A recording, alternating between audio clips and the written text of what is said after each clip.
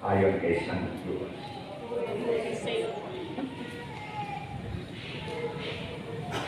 Lumapit doon ang ilang Saduceo ng mga taong tutor sa pagkabuhay at itinanong nila kay Jesus, Ginoo, isinulat ni Moses para sa amin kung may magkapatid na lalaki at namatay na walang anak ang isa sa kanila. Kailangan kunin ng kanyang kapatid ang kanyang asawa para magpasipol ng suplis sa kanyang kapatid. Ngayon, may 7 magkakapatid na lalaki, nag-asawa ang panganay at namatay na walang anak. Kinuha ng pangalawa ang byuda. At pagkatapos ay ng pangatlo naman, pero hindi nagkaanak ang 7. Namatay sila at sa bandang huli, namatay rin ang babae. Sa pagkabuhay niya, kanino sa 7 siya maituturing na asawa? Ang 7 ang umangkin sa kanya. Sinagot sila ni Jesus, nag-aasawa ang mga taong nasa daigdig na ito, lalaki man o babae. Ngunit hindi mag-aasawa ang mga itinuturing na karapat-dapat sa kabilang buhay at sa pagkabuhay ng mga patay, lalaki man o babae. Hindi na nga sila mamamatay, kapantay na sila ng mga anghel at mga anak na sila ng Diyos matapos silang ibangon. Tiyak na may magkabuhay ng mga patay. Ipinahiwatig ito kahit na ni Moses sa kabanata ng 80 nang tawagin niyang Diyos ni Abraham, Diyos ni Isaac, at Diyos ni Jacob ang Panginoon. Hindi ang Diyos ng mga patay, kundi ng mga buhay, at buhay na kasama niya silang lahat. Nagsalita ang ilang guro sa batas. Guro, talagang tama ang iyong sinabi. Mula nooy, wala nang nangahas na magtanong pa sa kanya. Ang mabuting balita ng Panginoon. Pinupuri ka namin, Panginoong Jesucristo. Kaya sa natin ang Panginoon.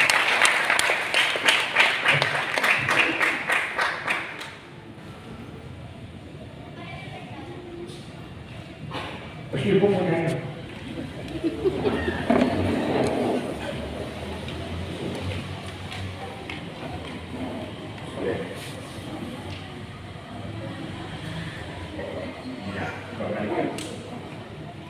Alam nyo, dati-dati, ang dami nyo na. No? Pwede na kayong mag-basketball talaga. Kahit katatlong team, magkakagawa kayo. No? Anyway, hindi po ang ngayon sa akin nakakita. Isa lang, ikaw lang. Lahat nakita na ako. What? Tatlo lang? Ibig sabihin pala, noong mga una, nakita na nila ako. Amen. Dati-dati maga ako pumatating dito. Sabado. Ngayon ako na-late kasi napaka-traffic. Kaya siguro naman ng Pilipinas yun no? Kahit saan naman ng traffic, di ba? No? Alam nyo, simula na mag-retiro ako sa pagkapulis, ang naging trabaho ko ay magturo ng traffic. Nagtuturo ako sa pulis ng traffic, nagtuturo ako sa mga enforcer ng traffic. Siguro kaya ka traffic. No? Pero, marami kasi problema kung bakit pa-traffic. Pero hindi traffic ang topic natin ha. Sinasabi ko lang. At sa pagmamadali ko, kasi init-sinit ako gano'n. Nahulog ako sa kanta. Sakit. Sakit talaga. Pero anyway, at least ganun lang na, thank you Lord, kasi at least nakarating ako. Nakita ko ang iyong kagandahan. Amen.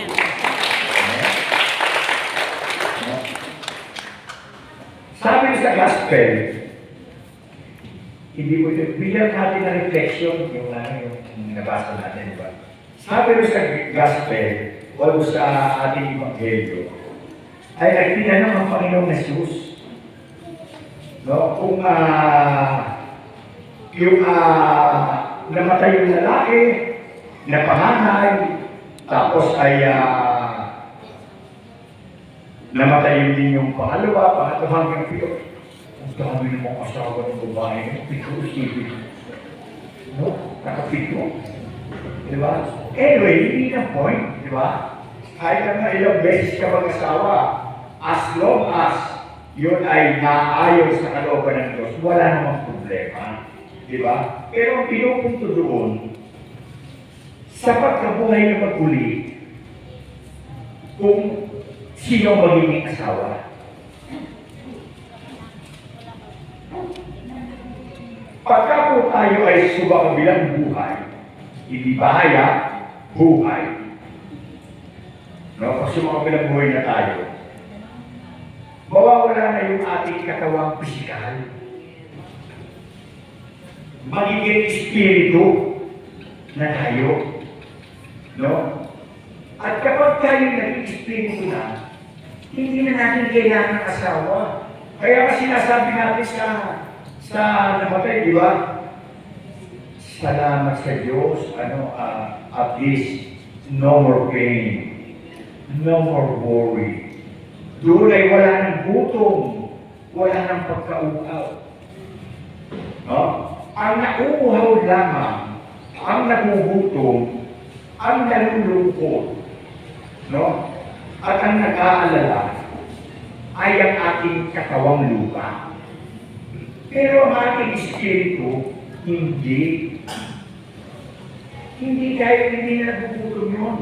Kaya wala tayong dapat, dahil nga sinabi ng Panginoon, sa ating pagkabuhay ng maguli, kung nararapat, meron yung pasubali kung nararapat. Diba? Ano sabihin nun? Ano sabihin? Kung tayo ay qualified. And how do we qualify? Kung tayo ay nakakasunod sa kalooban ng Diyos. No? Pero alam niyo, huwag kayong mag-alala. Lahat naman ng tao, kapag namatay, ay mabubuhay na maguli. Walang ano yan, walang exempted yan. Lahat yan mabubuhay na maguli. Kaya lang, hindi natin alam kung saan tayo. Kasama ba tayo ng kambing? O kasama tayo ng mga tupa? Kasama ba tayo sa maliwanag? O sa madilim? Sa maluwalhati? O sa kapighatian? Doon sa tinatawag natin na kaharian ng walang katapusang paghihirap. Pero for sure, lahat tayo mabubuhay. Magkakaroon ng pagkabuhay. At totoo yan, hindi yan mapapagabalihan. Kaya na, kung qualified ka, doon ka sa langit. Pag hindi ka qualified o na-disqualified ka, doon ka sa ibaba. Di ba? No. Pero, may pag-asa. No? Kasi, meron tayong tinatawag na katulad nyo, halimbawa, dapat tayo. Nagliligot tayo sa Panginoon, nagkasal tayo, sumasamba tayo, naniniwala tayo, nananalig at nananampalataya. Di ba? Hindi kasi tayo ilalagay muna tayo sa tinatawag na purgatorio. Kung saan, doon ay tayo ay lilinisin, no, sa pamamagitan ng panalangin ng mga naiwan nating mahal sa buhay. Kaya yung mga kamag-anak nyo, magulang, anak, apo, mamahalin nyo yun. No, mamahalin nyo yun. Bakit natin mamahalin?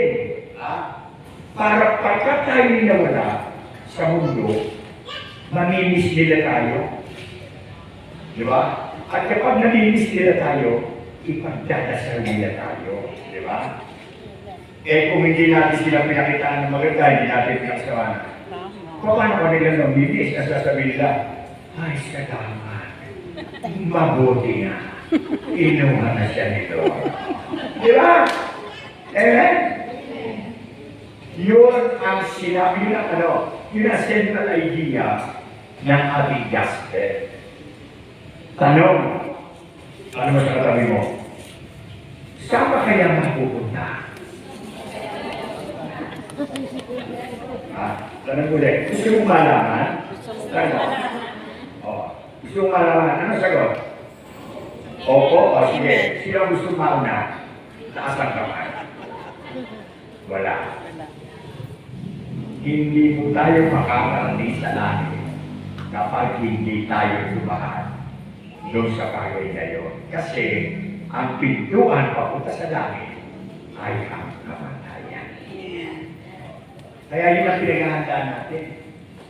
We are, since the time of our birth, simula nang tayo pinanganak, hanggang sa tayo tumanda, hanggang sa tayo ikunin na ni Lord, ang pinaghahandaan natin sa buhay natin ay hindi yung magkaroon tayo ng sariling bahay, magkaroon sa sariling kotse, diba? Pagpunta sa ibang bansa, ang pinaghahandaan natin kung tayo ba ay karapat-dapat sa kalooban ng Diyos.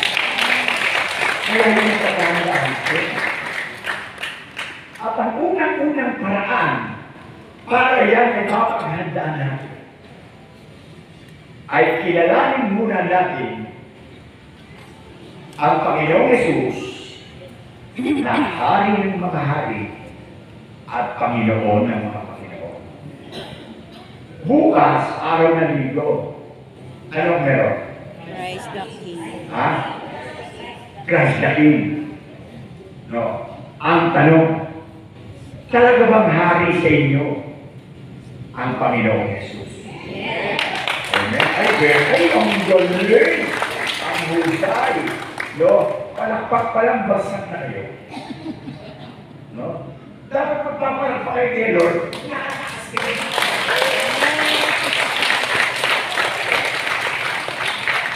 Gusto ka sakit ang balikat mo? Kulang kasi siya palakpak. Anyway, Christ the King, Kristong Hari. Alam ba ninyo, for your information, ang Christ the King, ngayon ang ikit-100 taon ng pasiselebrate natin ang Christ the King. Kaya paanoin muna natin yung history. Bakit nagkaroon ng Christ the King? Ang Christ the King ay isang titulo para sa Panginoong Jesus na sinasabing siya ay divine in His kingship at siya ang hari ng buong universe, ng buong sasinuko, ng buong sankalupaan. Diba?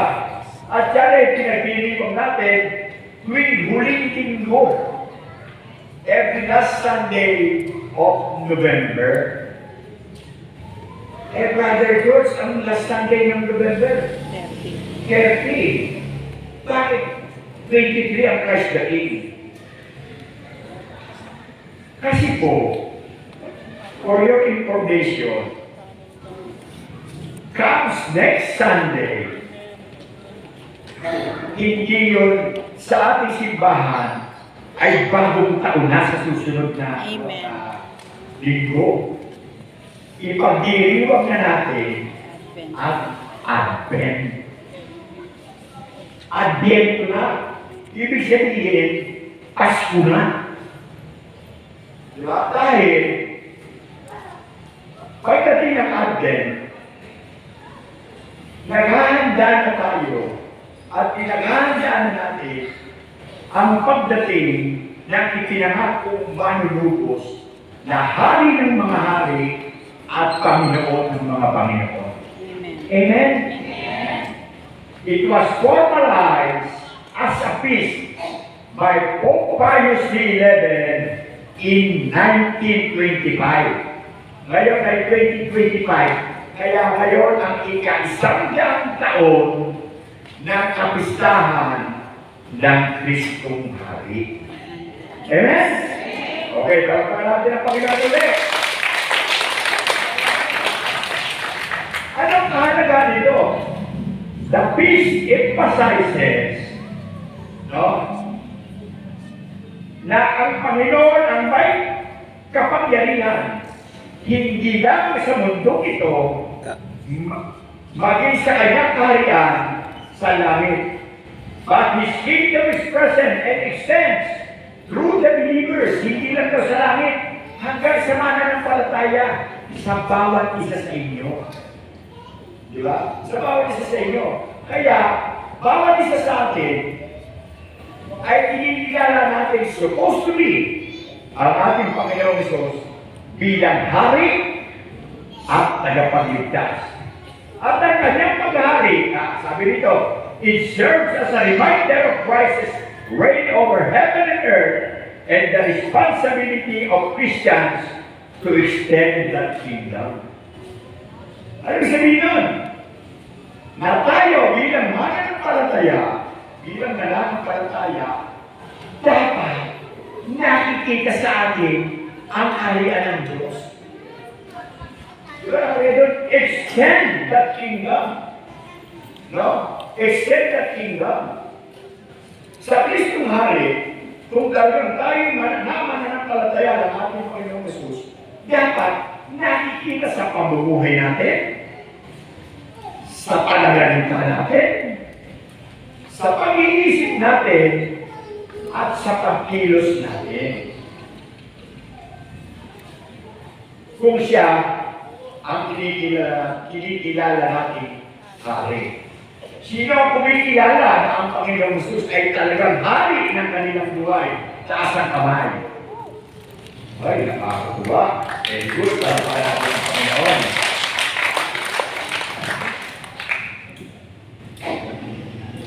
Sabi sa aklat ng Pahayag, chapter 17, verse 14, they will make war on the land, and the land will conquer them. No? Makikipagdigba sila sa kordero.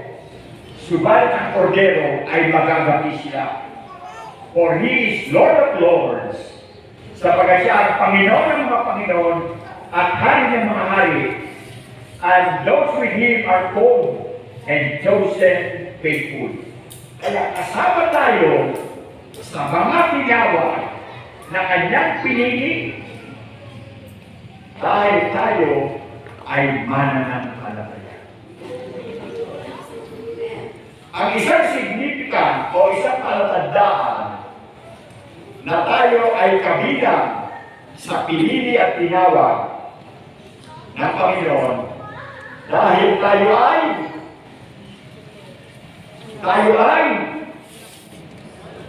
binyagan.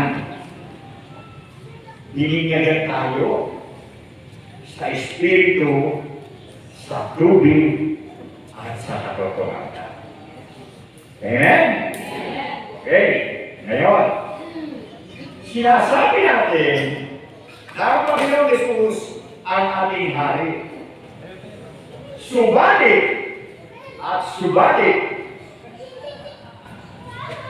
mayroong problema. Bukod sa Panginoong Hesus, meron pang naghahari. Whoever reigns in you, kung sino man ang umiira sa inyo, kung sino man ang namamahala sa inyo, at kung sino man ang kumukontrol sa inyong isip, sa inyong emosyon, at sa inyong pag-iisip at damdamin, yun ang inyong hari. How is that?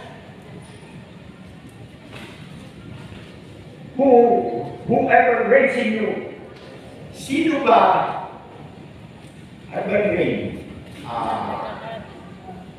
Hindi ulan. Nagahati sa atin. Ngayon pa natin ito, maraming nagahati sa atin. Yung ating cellphone, yung ating messenger, yung ating Facebook account, yung ating TikTok. Di ba? Meron pang Viber. Yan ang mga nag-ahari sa atin. Sino pa ang mga nag-ahari sa atin? Yung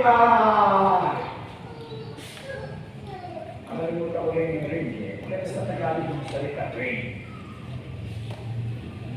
Nag-ahari, okay. Kumita tayo, nag-ahari. Sabi yan, nag-ahari. No? Sino pa? Nag-ahari sa atin. Yung ating kumari. Yung ating asawa. Yung ating anak. At yung ating apo. Sila ang mga nag-ahari sa atin. Tanong nyo, paano? Paano? Tanong nyo, paano? Sister, hindi mo natin ang prayer meeting sa susunod na Sabado. Bakit? Birthday ng apo ko Ipaghahanda namin. Hindi siya na naghahari, hindi na siya ang Panginoong Jesus, di ba? Pinagpalit mo na eh.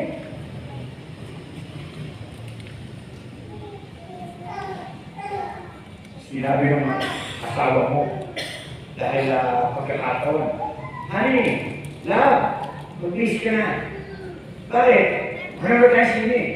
May prayer meeting ako may prayer meeting. Ako pupunta Sa susunod na Sabado na lang, nauulawaan na ni Lord.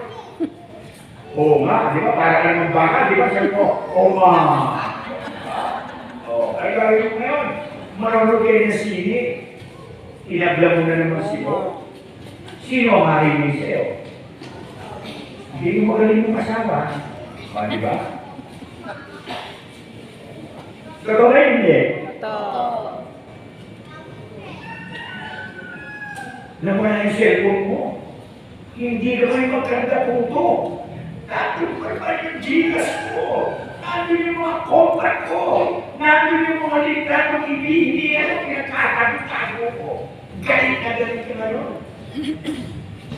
Di ba? Sino ang sinisisi? Yung bang kanyang kapanahan o si Lord? Aminin. Sino sinisisi?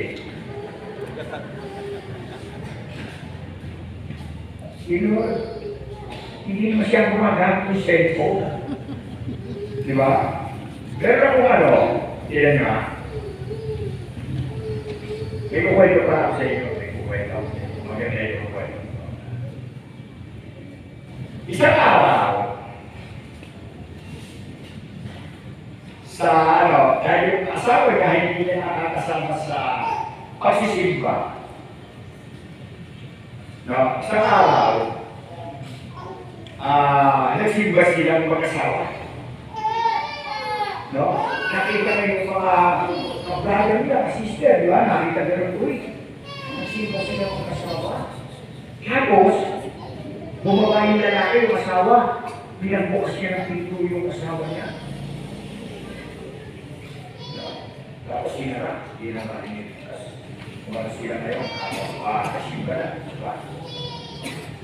Sumunod na linggo, gano'n ulit. Simba ulit.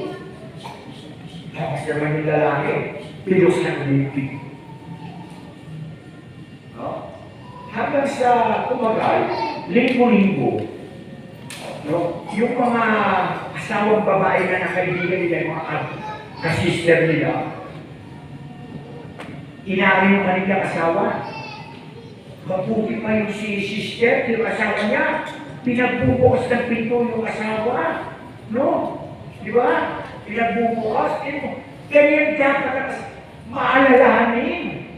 Ikaw, bakit hindi mo magbubukas? Wala tayong kotse Diba? Pero hindi yun. Yung iba may mga kotse, nagano sila, inaaway na may asawa kasi nakikita yung pagkukulang. Di ba? Nakikita yung pagkukulang. Ngayon, habang nakikita nila yung pagkukulang, kung ano-ano ang naiisip, di ba? Mabuti pa yung asawa. Siguro sa bahay nila, napaka-maalalahanin niya. Siguro sa bahay nila, napaka-responsable asawa niya. Hanggang sa nagagalit ngayon yung nag-aaway na yung asawa. No? At sa pagka-nagtagal, yun naman mga lalaki, nagagalit na rin sa kinaingitan ng asawa niya, di ba? Nagagalit sila. Kasi parang sinasabi, showy. Diba? Kasubungay sila sa pinakaano nila. Leader. Brother kasi ganun ganito, kaya sinabi niya yung mga ano. So, yung mga hindi dapat sabihin sinabi. Hindi ba ngayon? Ano ba ang mo, sikreto mo, bakit ganun, ganito. Sabi niya, sige, sasabihin ko na lang, mag-share ako pagka, nag-alulin ang parang prayer meeting, share ako. Bakit ang ginagawa mo? Sabi niya, alam niyo mga kapatid, hindi naman ako gano'n sa bahay namin, ito ako na pagsasama lang namin. Hindi kasi nakikita namin, pinagbubukas mo ka ng pinto, asawa mo eh. So, sabi niya, ano nakita namin yung iyong pagpapahalaga sa sister wife mo? Actually, hindi naman yung pagpapahalaga. Kaya sira yung pintuan ng kotse namin, hindi mabuksan sa loob. Kailangan lumabas ako para mapakalabas ang bubuksan ko yung pinto. Anong point doon? No. Nagiging judgmental, di ba? Na hindi mo na nila inaalam. No, anong dahilan? Di ba? Ganun ang iwang nangyayari. Di ba? No, ngayon. Who raised in you? Sino nag-ahari sa atin? Dapat yun. Kung talagang Panginoon Jesus ang nag-ahari sa atin, dapat alam natin ang ginagawa natin. At lahat ng ginagawa natin ay ayon sa kalooban ng Panginoon Jesus. Whoever rules over you, siya ang iyong hari. Ano ba nagpapatakbo ng buhay mo? Pera ba? Kayamanan ba? Madalas maraming pamilya, maraming mag-asawa, maraming mga anak, maraming mga kapatid nag-aaway-away dahil sa pera. No. Bakit? Kasi, yun ang ginagawa nila halik sa buhay nila. Yun ang pinapanghari nila sa buhay nila.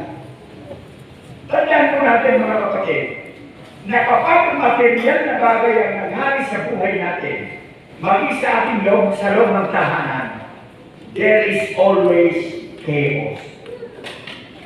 Laging may kabuluhan. Tanong niyo kung bakit? Bakit? Kasi ang mga tao, walang kasiyahan pagdating sa pera. Totoo ba hindi? Totoo. Milyon-milyon na lang ang pinitay, hindi pa tumitigil. Diba? Ino may mga taga-DPWH nyo na naiimbestigahan. Diba? At yan yung nakikita. Sa katunayan, sa dami na kinita nila para maumbos, anong ginawa nila? Alam di ba kung anong ginawa nila? Nagkasino. Diba? Tsaka pala, anong tanong kung ang may kasama pala? Alam mo sabihin ng DPWH? Department of Public Works. Ginago na po yan. Hindi na Department of Public Works and Highways. Ano na? Ano na? Daming pera, walang hira. Yan ang ibig sabihin ng DPWH. Oh. Whatever is control you is your king. Sino bang nagpo-control? Sino nagpapatakbo ng buhay mo? Yun ang hari mo. Kasi yun ang sinusunod mo eh. Ano bang sabi ng Biblia? Ang utos ng hari, hindi mababalik.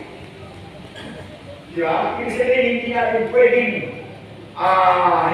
pwedeng abandon kaya susundin natin yan. Utos ng hari, di ba? Merong mga utos sa atin, ang ating pangangailangan, hindi inuutos ng Diyos. Amen? Tingnan mo. Pagka walang pera, anong karamihan mong ginagawa?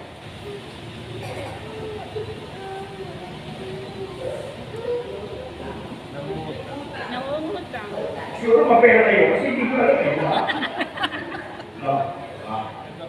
Ang una-una lang, pagka kailangan mo ng pera, hindi ka naman makagumumuka.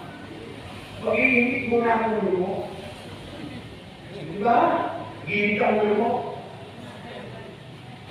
Mapapagalit ka sa asawa mo. Pag nagalit ka sa asawa mo, kasama yung anak mo. Tama na rin. Tama, diba?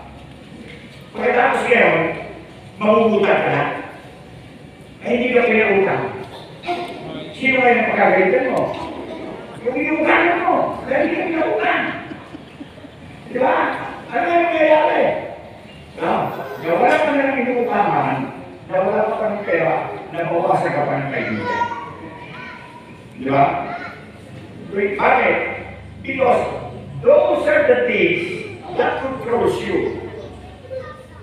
Ano ba? What other things controls us? Yung ating galit. Yung ating galit. At kung isa, kapag tayo nagagalit, ang ikinagagalit natin, maliliit na bagay lang. Di ba? Alam niyo, sa community, sakit ng community yan. Alam niyo ba yun? Sakit ka ng community. Kaya madaming nagtatampo. Madaming nag-umayaw. Bakit? Kasi hindi lang naalok ng tinapay. Sister ka na, katkat ko na. Di ba? Kasi ang pinasisimulan talaga, yung maliliit na bagay. Magkataka ba, yung maliliit na bagay, hindi mapagbigyan, kaya yung malaking bagay na pagbibigyan. Nabibigyan ng gaina, nabibigyan ng kapilan. Di ba? Ano ba? Ano ba? Whatever controls you is your king. Yung ating mga hinggit. Ay, hindi ako nahinggit. Sabi mo naman, lahat ng tao, bata o matanda, babae o lalaki, may hinggit. Hindi na mawala yan. Hindi naalis yan. Kaya lang nakukontrol tayo niya kapag inabayaan natin. Kung ang paningin mo sa kinaiinitan mo ay negative, kung magalit ka yan. Kasi, pinaiilan yung ego. Another thing that controls you, your ego, yung pagkatao mo. Di ba? Pagka wala ka, at yung isa meron, hindi ka maiingit. Hindi ka maaaring pag-isip na sana magkaroon din ako. Sana meron din kami pero. Sana magkaroon din ako. Bakit natin yung sinasabi mo yung sana? Kasi your ego tells you. Sinasabi niya yan. Sinasabi niya sa sarili mo. Ikaw ngayon, dahil hindi mo makontrol, anong nangyayari? Nagkakaroon ka ng hindi. Natidevelop yan. Hindi para hindi. Ano pa? Ano pa ang nakahalo sa atin? Jealousy and envy are almost the same. Halos magkakaya yan. Kaya lang yung jealousy kasi, may halong lang namin. Di ba? Halimbawa, ito si nanay, lagi kong kasama, halimbawa ito, no? Lagi kami magkasama. Isang araw, hindi ko na siya sinamahan, hindi ko na sinamahan ko. Anong gagawin ko? Seselos, di ba? O, makakalasya siya, sino ka? Makakalit siya sa akin, at the same time, makakalit siya. Kanya, dalawa na kayo na. 1+1 na. Di ba? And most of the time, madalas yan nangyayari. At kapag yan ay nangyayari sa iyo, then, that one is controlling you. And he is your king. Ano ba? Yung emotion, alam ko, yung ating yung emotion natin, sinungaling. Sinungaling yung emotion. Ang emotion kasi hindi katulad ng feelings. No? Alam mo ba yung mga feelings? Love.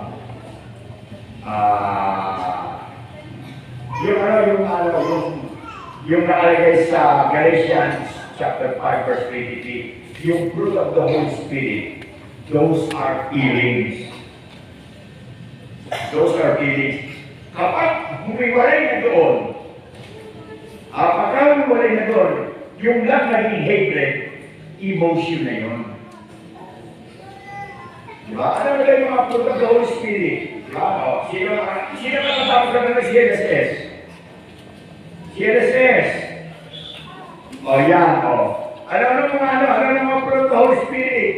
Love. Ano ba? Joy. Ano ba? Peace. Peace. Kindness. Talagang mga Katoliko na. Ganyan mga Katoliko, kaya ganyan din yan. Diba? Sa Iglesia ni Cristo, tamandahan. Kay Elis Soriano, dating dahan. Sa Katoliko, di ko katandahan. Diba?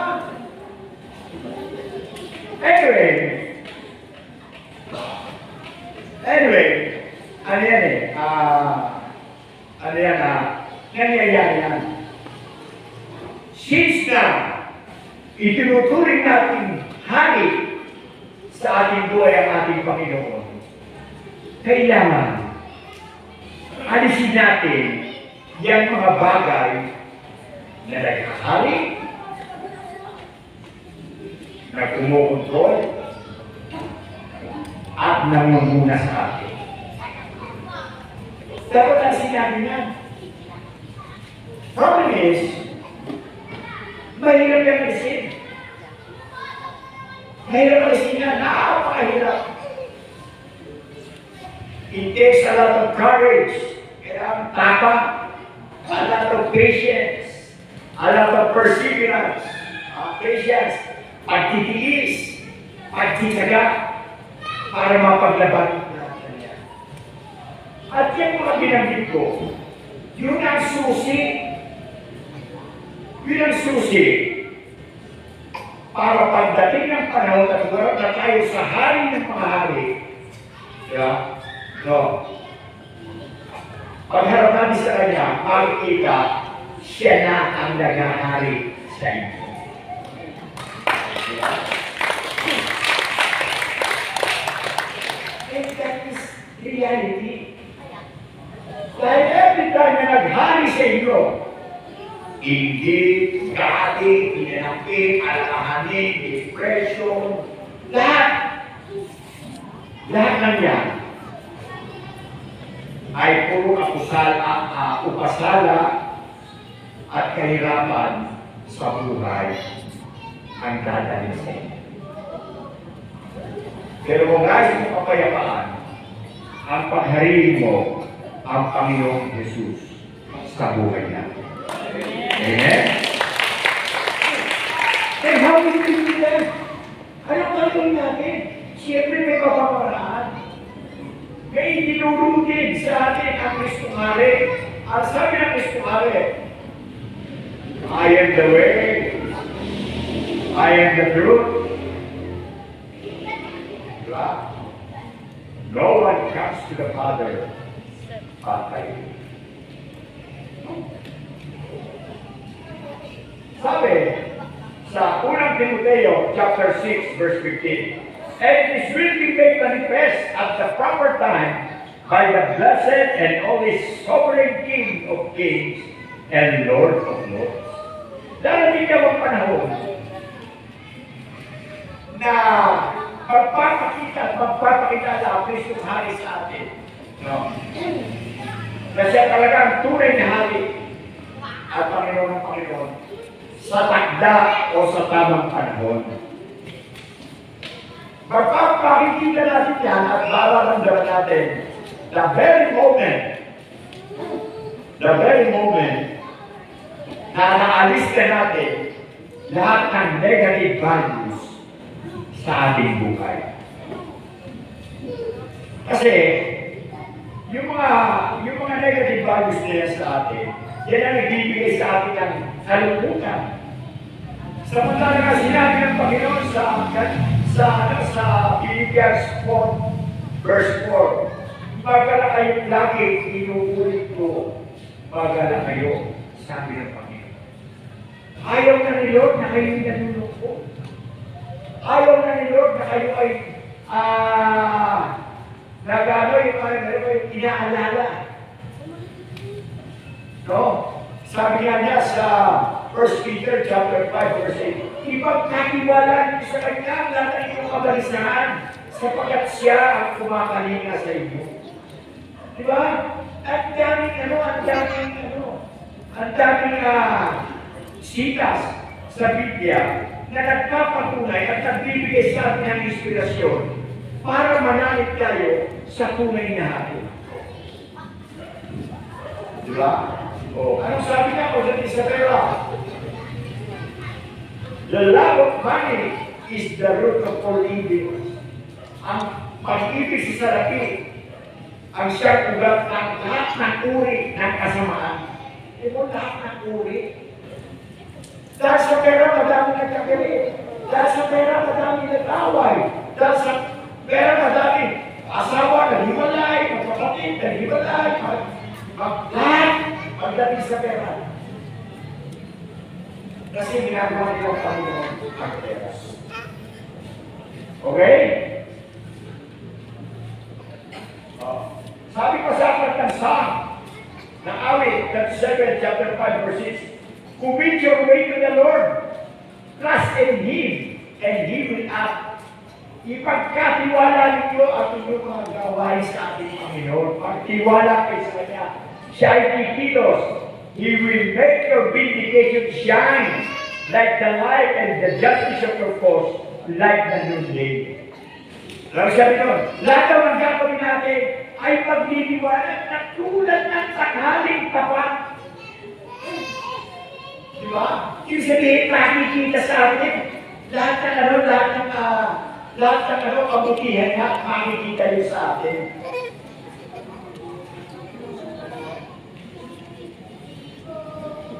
Amen? Okay, palakpan natin ang Panginoon para sa natin ang Panginoon. 5 ways to overcome those who controls you. Limang pamamaraan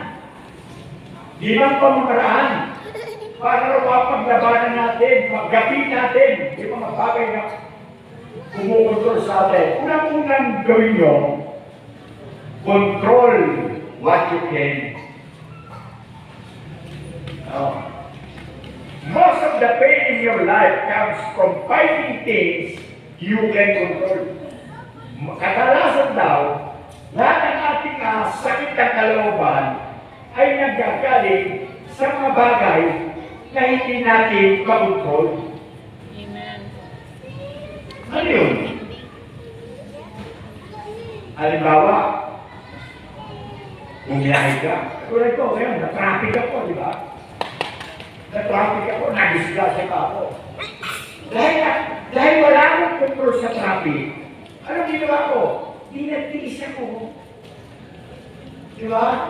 Habang nasa-traffic ako, sinasamantala ko yung nasa-traffic ka, di pag humito ka, medyo nililibang mo yung sarili mo. Ano kaya totoo, ganito, totoo. Kapag nakakapag-isip ka, tandaan po natin mga kapatid, nothing happens without a reason. Lahat ng nagaganap sa buhay natin, may dahilan. Lahat ng nangyayari sa buhay natin ay meron tayong natututunan. Diba? Oh. Kaya, kontrolin natin ang pwede lang natin. Halimbawa, meron kang kasister o meron kang kapitbahay na ukot ng ingay, ukot ng chismosa. Diba? Wala kang magawa dyan. Diba? Hindi mo yung kontrol kasi. Ano yun, ibang tao yun eh, diba? Wala kang kontrol dyan. Ano gagawin mo? Diba? I-ignorate mo lang, deadline mo na lang. Paglalapit kayo, ay sister na gagawin ako. Kasi pagka pinatulan mo yan, o nagpagamit ka dyan, sa ganyan, at nakinig ka sa ikinukwento niya, kasali ka na sa ikinukwento niya. Involved ka na. Hindi ka na makakatanggi kasi makinig ka na, di ba? Kaya dapat yun ang mga bagay na dapat meron tayong control. Di ba? Ang pwede lang natin kontrolin yung sarili natin. There are things in life na akala natin ay problema. Hindi pala. Nadinig ko na ito eh. Kinuwento ko yung dati sinabi ko na eh. Kapag ang problema may solusyon, huwag yung poproblemahin kasi may solusyon. Kapag ang problema ay walang solusyon, lalo huwag yung problemahin kasi walang solusyon. Diba? Masasakit mo ang ulo mo. Diba? Wala kang solusyon eh. Ano yung sabihin nun? Accept it as a fact. Accept it as a na wala kang magawa, tanggapin mo. O ibahin mo sa iba. Amen? Number 2, seek discomfort. Ano yung seek discomfort? Every time we choose the harder part, your mind becomes sharper, tougher, and most disciplined. Ano yung sabihin yun? Huwag tayo magreklamo sa mahihirap na bagay na nangyayari sa atin. Kung meron ka man tumating problema sa iyo, tanggapin mo. Kasi, meron kang natututunan. At for every problem, sa bawat problema meron tayo, God is teaching you. Lahat ng problema dumating sa atin, tinuturuan tayo ng Diyos. Dahil walang problema o walang pagsubok na hindi mo kayang mapagtagumpayan. Dahil hindi ka bibigyan ng Diyos ang pagsubok na hindi mo malalampasan. Diba? Kaya binibigay sa iyo ng Diyos kasi tinuturuan ka niya. Kulang pa yung natutunan mo. Eh yung iba nagrinig ka mo, Lord, bakit naman sa akin yung pag-ibigay ng problema na yan? Diba? Kaya binigay sa inyo kasi gusto ko kanyang patatagin. Gusto ko kanyang palakasin. Eh kung bawat problema, bawat pagsubok, tatagihan mo. Paano ka natatag? Diba? Sabi nga dito, how can you become sharper, tougher, and more disciplined? No? Napakahinga lang ng isip o ng ulo ng mga tao. Alam niya ang problema, ulitin pa niya. Tandaan nyo ha, kapag ang kasalanan na ginawa mo, ginagawa ka kasalanan, pinagsisihan mo, ibig sabihin, hindi mo sinasadya. Diba? Pero pagka inulit mo, sinadya mo na yun, decision mo yun. It's a choice. No? It is no longer a mistake. It is a decision. Diba? Kasi sinadya mo na yun. Okay? Number 3, master your emotion. Kunurin natin yung ating kalooban. No? Not by hiding them, but by refusing to be ruled by them. No? Hindi natin kailangan itago. No? Ang mahalaga, itakmin natin para hindi tayo makontrol. Hindi tayo paghalikan niya. Diba? Halimbawa, naiinggit ka. No? Sabi ko nga sa iyo, yung inggit, emotion niya. No? Gusto mong makontrol. Gumamit ka ng positive FB. Pero kasi positive FB, how is that? Ang positive FB, ganito. Uy, ang ganda ng bracelet mo. Pag nagkapera ako, yung bibili ko, ganyan yung bibili ko. Kasi bibili ko yan. Positive yan. Kaya nakita ka ang negative. Bakit ko bibili mo sa bracelet ko, mamurahin na yan, no? Negative yun, negative ba? Yung mga gano'n na. Tanda nyo yung mga nagko-comment ng gano'n na yung hindi yun. Kasi yung mga kailan para sa kanila. Kaya niya sinasabi mo siya, naiingit siya. Naunahan siya bumili. No? Ikaw ako lang nakakita ng bumili na. Kahit na pumulahin nun, since naunahan siya makabili, unahan na gano'n, naiingit siya. Lalo hindi niya alam kung saan bibili. Ito yun ha. Diba? Kakabili ka na alam, butin ito. Kakabili nga. Diba? Baka yung gano'n, medyo na-aliw na sa Tagalog na ibang salita yung pinakalat na.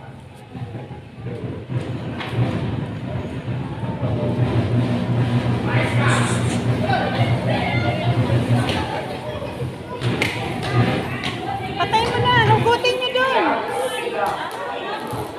Don't panic! Ano na? Nagawin na. Bulutin na, bulutin. Yan, okay na. Yan na. Alam niyo kung bakit? Nagkagalit kasi taligay kasi naan siya.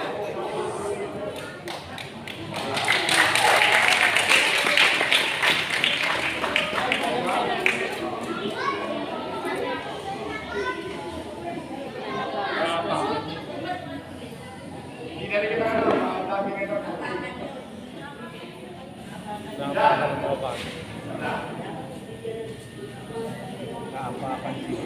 Napakan. Kaya kailangan, kontrolin natin yung emotion natin. Amen. Para hindi tayo, madaling mataranta, hindi tayo. Tinatapos ko na. Sa ibang nga, sa ibang isang kaya, nakita, uy, hindi pala may emotion nila si Gabriel. Ang haba. Anyway, master your emotion. Huwag tayo magpapatalo. Yung galit natin, alisin agad natin yun. Huwag natin pagaliin yung galit. Kung pagagalit ka man, agad kung alisin, huwag mo magpapakot ng gabi. No? Huwag kayo na naman kasi, pagka pinatagal nyo yan, pinatagal, bandang huli, may iyakan ng tawad, may iyakan ng bandang huli. Magkakaroon kayo ng distansya. At kapag nagkaroon kayo ng distansya, hindi na kayo mag-uusap, maraming nawawala sa inyo. Kung yan ay kasama mo sa community, it's either you, or he, or them, or she, hindi atin. Kaya nakikita ko ng bilibruan na yun, diba? Ayaw mo din yan, ano gusto mo? Hindi yung prayer meeting, ganyan ka doon. Diba? Hindi mo pwede yun. Diba?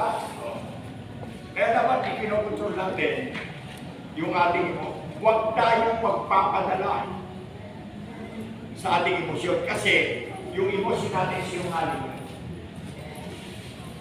Hindi yun natin tunay na damdamin. Hindi yun tunay natin damdamin. Dahil ang tunay na damdamin natin, nasa puso natin.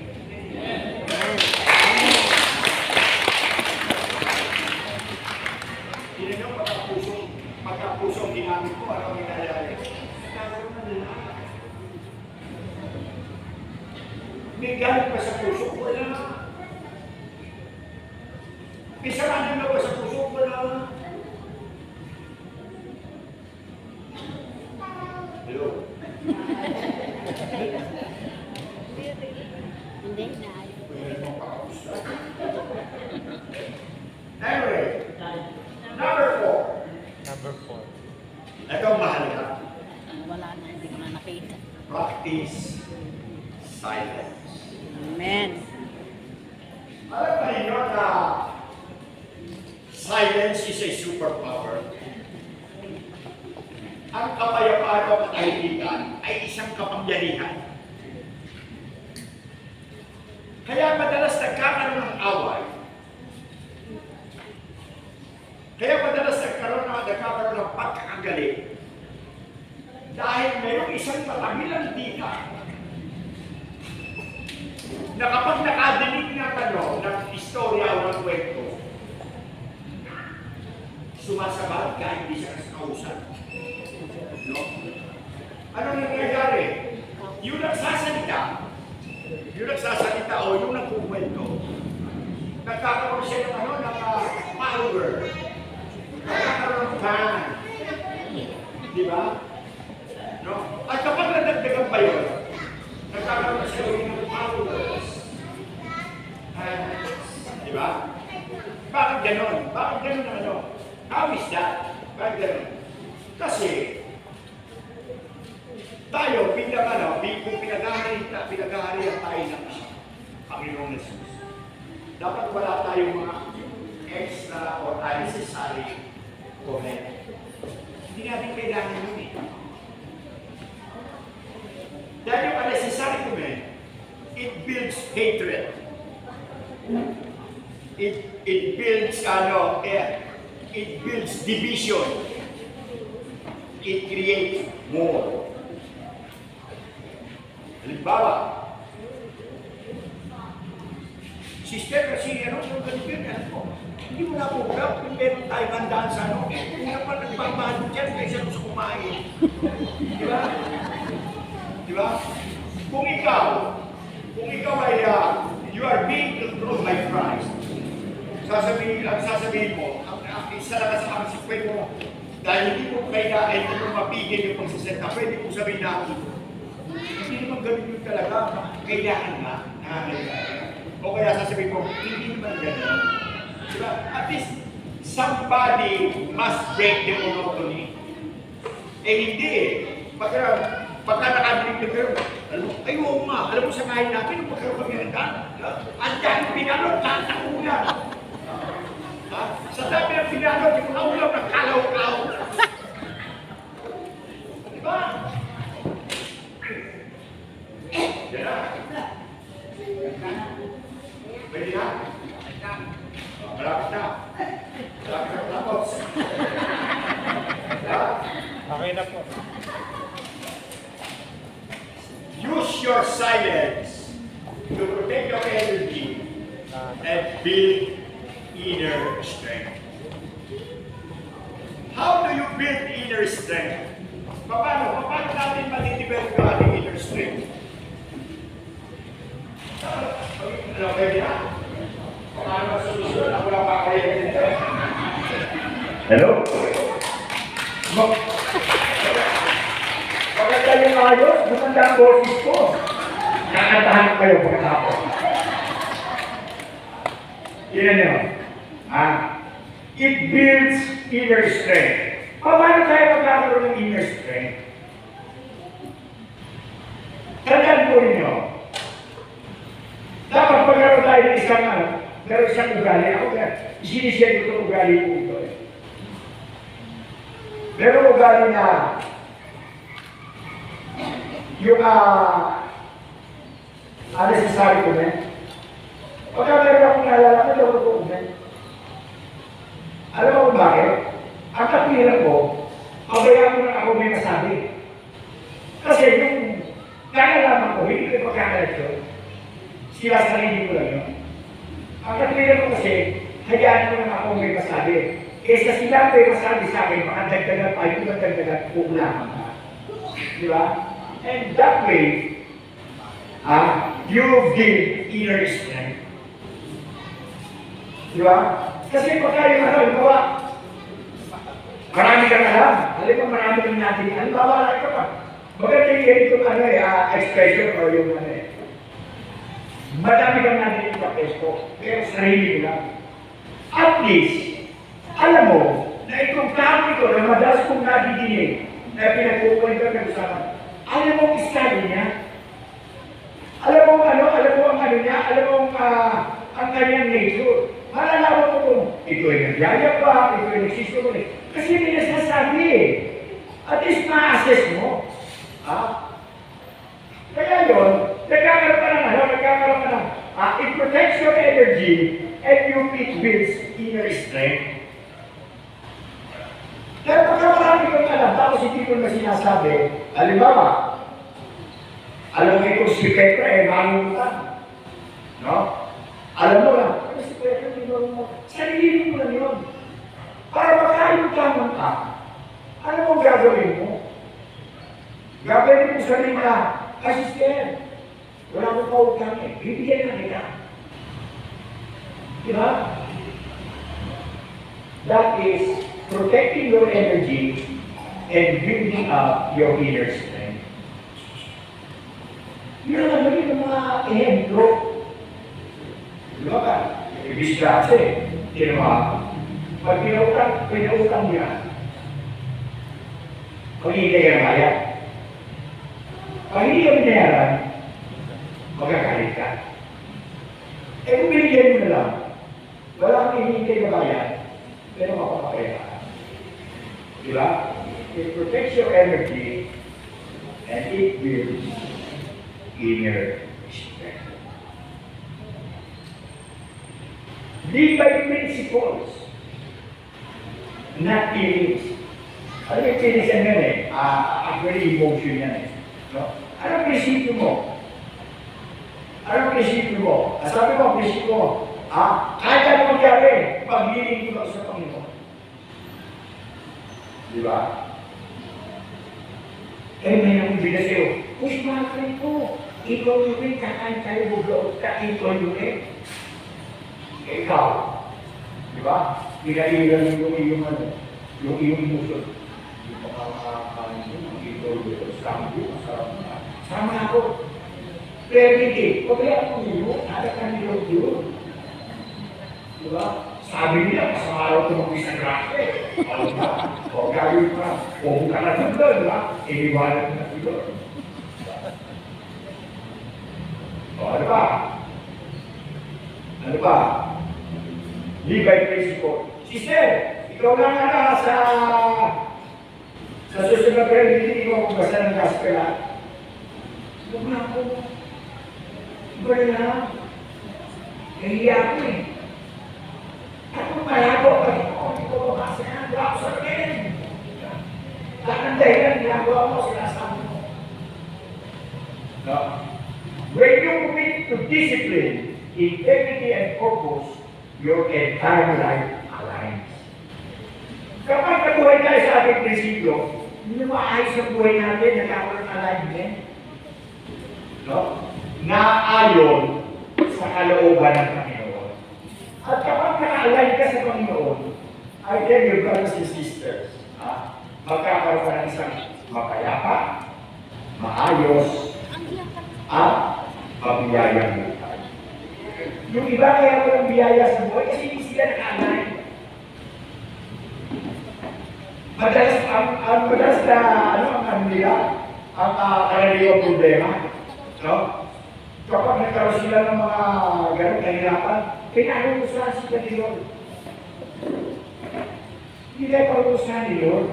Tuturuan niya tayo ng misyon, panatatalit tayo. Di ba? Ang problema kasi sa atin, tawag na yung ating reklamo. Oo na. At kaya hindi umutang. Alam mo mga dahilan na di mo maraming nagawin na tao. They lack gratitude. Alam niyo yung aming gratitude? utang na loob. Mga parang pulis ang doon. Gasper natin yun eh. Kaya naglalakad na 10 ngayon. Ito, hindi ba 10? Jesus! Karang gabi! Awan ka sa amin! Kapag naglalakad sila, gumaling. Out of 10, isa lang gumaling. Nagpasalamat. Ang sabi niya, kung tayo sa sacerdote, pakita niyo yung ano, napagaling na kayo. Kasi, nung parang na yun, sacerdote lang ang masasabi, mga pare, o magaling na. Ibig sabihin, pwede ka nang makihalibrilo sa mga tao. Pwede ka nang makipag-beso-beso, makipagsikaan, di ba? Eh, yung araw kasi, pagka meron kang keto, hindi ka pwede makihalibrilo, makipagkwenta, at outcast kayo, doon kayo sa labas. Hindi kayo pwede makihalo sa mga tao.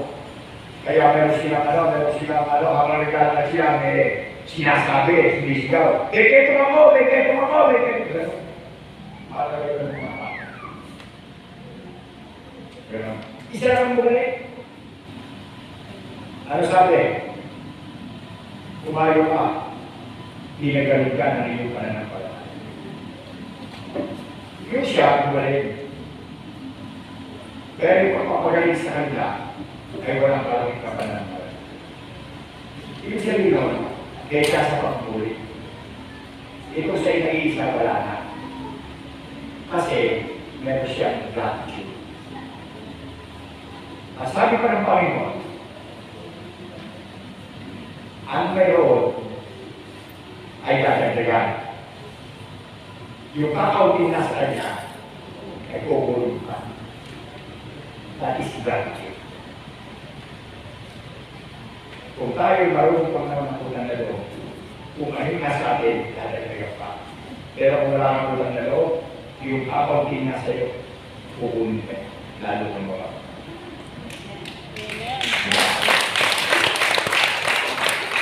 Kaya, if we apply these rules, nothing will ever control us again. Kapag pinairal natin o ginamit natin yung 5 binanggit ko sa inyo, walang pwede mag-control sa atin maliban sa ating Panginoon. Amen? And finally, sabi sa aklat ng Pahayag, chapter 3, verse 20, narito ako sa labas ng pintuan, kumakatok. Kung ako'y inyong papapasukin, ako'y papasok at sabay tayo magkakapit. Sa ating buhay,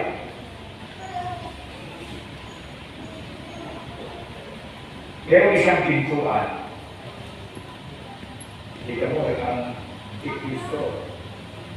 Kumakatok ka para makapasok. Sa buhay natin, meron din tayong pintuan. Kumakatok si Lord. Hindi yan bubuksan ni Lord. Ikaw lang ang pwede pagbukas niya. Ayaw lang. At ang pintuan na ito ay nasa aking puso. Kapag pinapasok ko si Lord sa kanyang buhay, kakain kayo na sabay. Ano yung sabihin ng kakain kayo na sabay? Lahat ng biyaya ng nagkain sa kanya, mararamdaman. Ibibigay sa iyo, magkakaroon ka. Yun ang sabay tayong kakain. Ang sabi dito, di ba? If anyone hears my voice and opens the door, pag sinabing hear my voice, susunod. Opens the door, bubuksan mo yung puso, I will come in and eat with that person and they with me. Sabihin, lahat ng biyaya at pagpapala na galing sa Diyos, matatanggap mo, mararamdaman mo, at lahat ng yan ay mapapasala. Lalo na anak ng Espiritu Santo. Amen. Magandang gabi po sa ating lahat.